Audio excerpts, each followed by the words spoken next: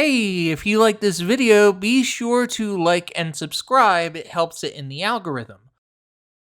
Also, sign up at patreon.com/JessMatthewsProductions to support my videos. And you can also contribute $50 for a pick of the week single episode review of any kid show out there. Your support makes everything I do possible. Thanks. It's a double-edged world, baby, and your heart is my goal. I'll pick the lock with my pet rock and get to your bell-bottom soul. It's a double-edged world, baby, and our love couldn't get much. Think back to the most dead-end job that you've ever had. Sure, it might pay well, but you're going in and you're doing work you're not really proud of. You're dealing with unrealistic expectations and management restraints that leave you coming home utterly miserable, feeling like you were putting yourself last just to satisfy your bosses or clients. Now, imagine your entire industry was essentially like that. Lots of workplaces, but almost nothing there that was really satisfying.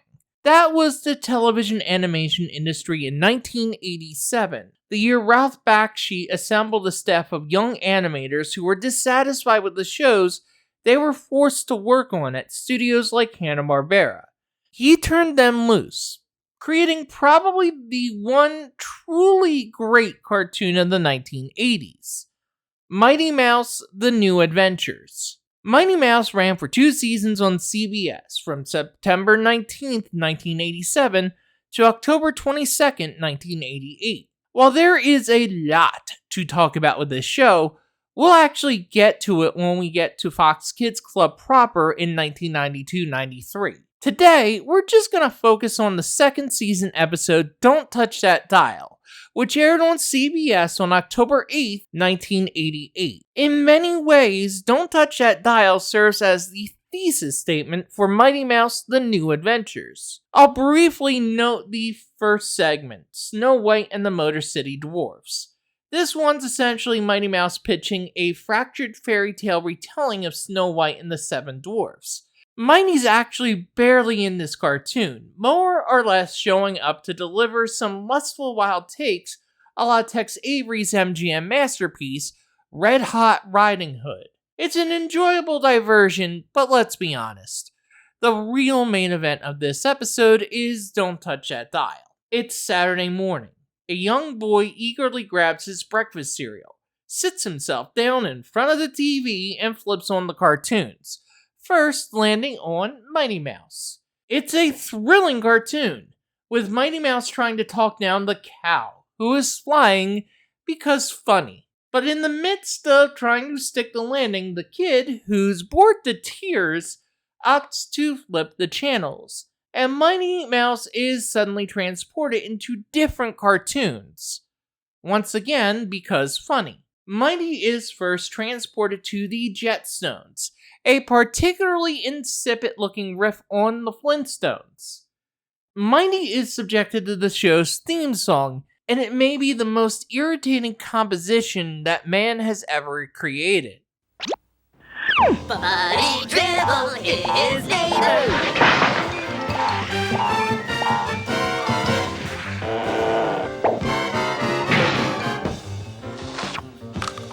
Congratulations, it's now in your head for the next week. Anyway, the kid tires of this show and again flips channels, this time to Ring-a-Ding, Where Are You? A clear parody of Scooby-Doo and its millions of clones. This one is perhaps less inspiring than the Jetstones, and features intentionally poor voice acting. You look kind of cute like that. Right, Rory? You look cute. Ring-a-ding, will you stop using that preposterous speech impediment and start speaking the Queen's English? This one has Mighty Mouse being deemed the gang's villain of the episode, with Mighty constantly running all over the haunted house to escape their attempts to quote-unquote unmask him. Deeming that this show has no pro-social values, the kid flips the channel again, to the adventures of Rocky and Hoodwinkle, a riff on both the venerable Rocky and Bullwinkle show and the Sylvester Stallone Rocky movies, because funny. This one at least has promise, and the gags here actually land. But that draws the attention of the real gagbusters. 4 poorly animated superheroes with the world's most bored Lorenzo music sound-alike. Hey, look, these guys are telling jokes. They're not supposed to do that. Yeah, next thing you know, people will start laughing at them. We gotta stop them, okay? But how? Oh, I know. Let's select them out with extreme prejudice. But with the power of his toupee, again because funny, Mighty saves the day. Only for the kid to flip the channels again. This time, a completely pissed off Mighty Mouse breaks through the TV, destroys the remote, and screams at the poor child to do anything but be bored in front of the television. Essentially because all of the cartoons he's watching are terrible. Except for Mighty Mouse, of course, which he tells him to watch every single week. With the kid now actually playing outside, Mighty's job is done. At which point we get the line of the episode. But enough of this lying and hypocrisy. Time for what television's really about. And now, these messages. Mighty Mouse The New Adventures is the product of one Ralph Bakshi, one of the most important talents to ever work in the field of animation. Bakshi doing a children's cartoon is itself a bit of an anomaly, because his most famous work was, and hell still is, Fritz the Cat, the first and only X-rated animated film. But while his involvement with this show is heavily trumpeted, it's his name and not that of the show's on the title cards. Bakshi was only really involved during the early stages of Mighty Mouse's production, after which he left the bulk of it to its staff. But what is staff? Mighty Mouse The New Adventures boasts one of the greatest creative crews an animated show has ever had, perhaps only equaled by Hanna-Barbera's Two Stupid Dogs and Cartoon Network's Flapjack. I mean, just look at these names. Eddie Fitzgerald, Lynn Naylor, Bob Jakes, Andrew Stanton, Bruce Timm. Talented artists, notable showrunners, even a few directors of animated films in there. And none of them worked on Don't Touch That Dial. Yet, Don't Touch That Dial actually hails from the second season of the show. All of the artists I named worked only on the first season, which was supervised by infamous bad boy of animation and noted child groomer John Kricfalusi. John K., as is typical, got in an argument with Ralph Bakshi, and when ABC reached an agreement with the estate of his idol, Bob Clampett, to do a Beanie and Cecil show, John K. left to do that. And he took most of the Mighty Mouse crew with him. Coincidentally, a pretty evil John K. caricature was snuck into Don't Touch That Dial. Season 2 was actually overseen by Kent Butterworth. Butterworth is one of those guys. You know, that guy from that show. You know what show I'm talking about. That show. Teenage Mutant Ninja Turtles. He-Man and the Masters of the Universe. Tiny Toon Adventures.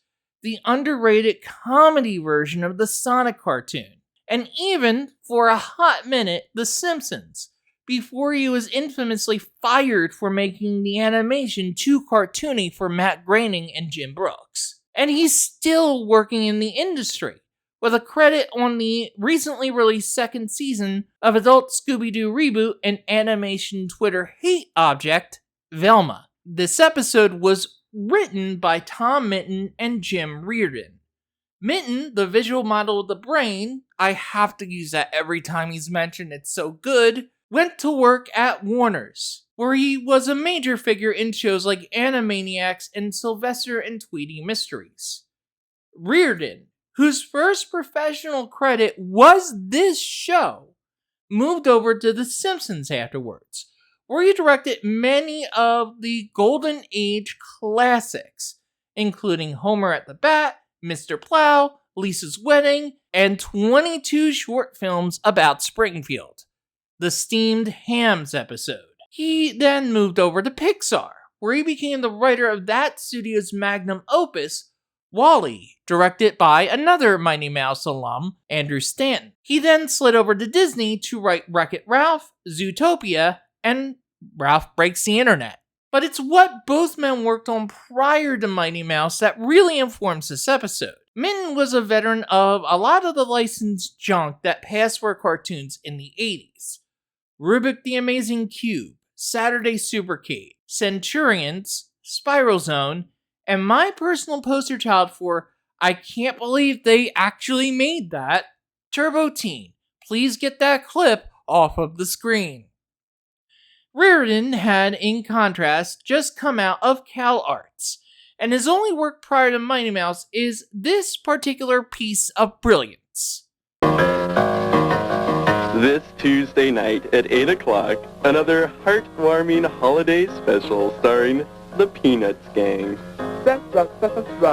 When the Great Pumpkin puts a bounty on Charlie Brown's head, the rest of the gang race against each other to bump him off and collect the reward. Are you ready, Lucy? Just a minute. Okay, blockhead.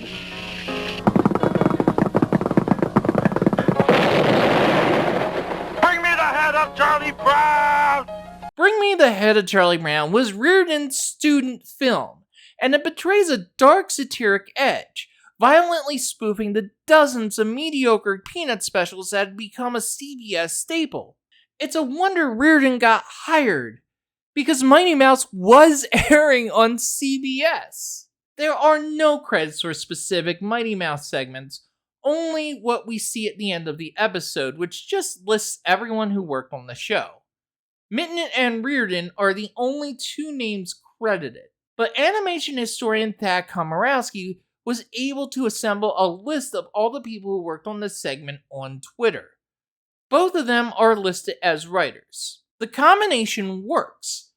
Rage from people who were subjected to all that animated dreck, tempered with the experience of actually working on said animated dreck.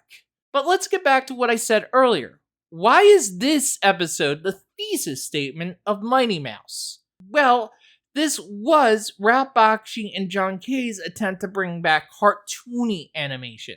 The slapstick humor and wit that characterized the best efforts of Termite Terrace, MGM cartoons, and even the earliest Hanna-Barbera efforts. That had largely gone away.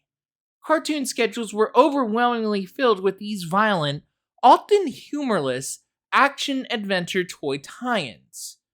Even DuckTales, Disney's mega hit that premiered the same weekend as Mighty Mouse, plays far more like an action-adventure show where the leads are simply wearing duck costumes. But despite that glut, everyone was still able to watch those old classics on TV. Syndicated TV stations, upstart cable networks, and even major networks on Saturday mornings all still aired classic cartoons, mostly of the Looney Tunes variety. That product was still reaching not just people who grew up with the cartoons in theaters or on TV, but new audiences who enjoyed them for the very first time. Don't Touch That Dial is the thesis statement because it's the one episode that most openly asks this question. Why aren't we at least trying to make cartoons like the old Warner Brothers classics? Every example listed above parodies one of those shows where you could say animation lost its way. The listless later seasons of the Flintstones, Scooby-Doo and its many clones, and Real Ghostbusters, which gets the most pointed jabs. Mighty Mouse is a clear attempt at pushing against these trends. Is it a successful attempt? Well, yes and no. Mighty Mouse's animation is visibly rough, better than the stiff as a board animation you got on, say, a Transformers, but nowhere near the polish as something like Animaniacs. That roughness, though, is kind of the show's entire charm. Characters go off-model with reckless abandon. The visual gags land more often than not, And the show smartly leans into this sort of ramshackleness that is charming. Take the very much out-of-tune music that plays during the title card of each segment.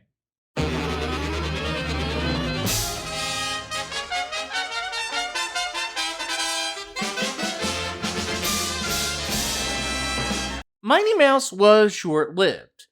The ratings were okay. Not amazing, but not terrible. Good enough for CBS to place a reduced second season order for only 6 episodes for the 1988-89 season. And the infamous Mighty Mouse snorting cocaine controversy stirred up by Donald Wildman almost certainly wrecked the show's chances of moving forward beyond that. Bakshi moved on to other projects.